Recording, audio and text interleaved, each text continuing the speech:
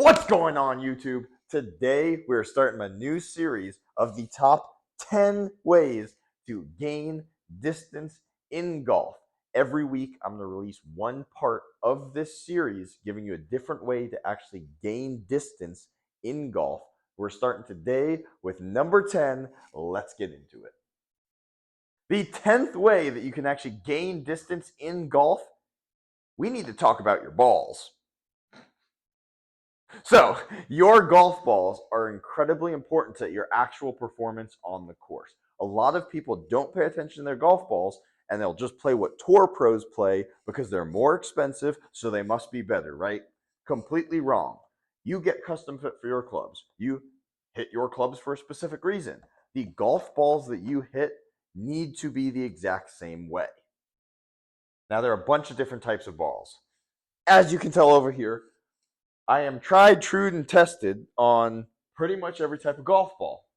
The reason for why you really have to pay attention to the type of golf ball is that your swing speed needs to be dependent on what type of ball you hit, as well as focusing on all the other stuff. That's why, just for instance, Titleist has Pro V1 X's, Pro V1 left dashes, Pro V1s that are just normal for spin and feel around the green and all that stuff. We're not talking about feel around the green today. We're talking about distance, which means we need to talk about ball compression.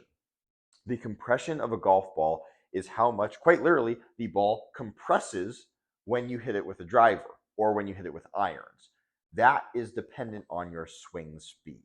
It needs to be, because the higher the compression, something like a Titleist left dash or a Pro V1 X is a higher compression golf ball, around 100, maybe around 98, depending on which type and what year it is.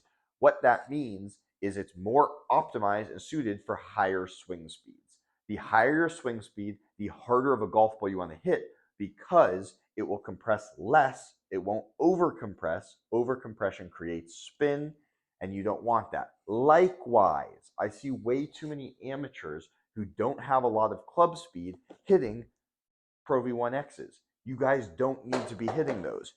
You need to be hitting, I know that box was empty, so it was okay. You need to be hitting a ball that's a lower compression. Not saying you need to hit this specifically, but Bridgestone Contacts E12s, they're a low compression golf ball. They're about 60 compared to 100 on the Titleist. What that does is when you miss-hit a ball, not in the center of the club face, with a lower compression golf ball, it's going to be more forgiving. It's going to help you. When you hit a harder golf ball and you miss-hit it, it's going to be less forgiving. It's going to go less far. Likewise, these balls are optimized for creating the perfect amount of spin at a lower club speed.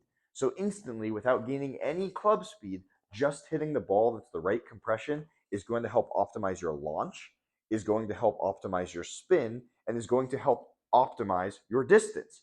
That is one of the fastest ways you can hit the ball further, is just by putting down the correct golf ball that you need to hit.